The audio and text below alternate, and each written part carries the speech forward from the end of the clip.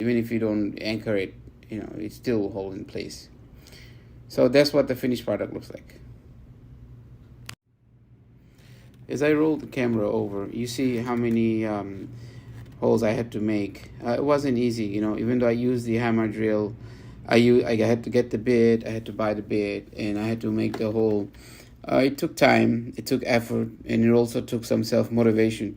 But every job is like that. You got to make the effort. You got to give your time. You got to give your money, and you have to, be willing to do it.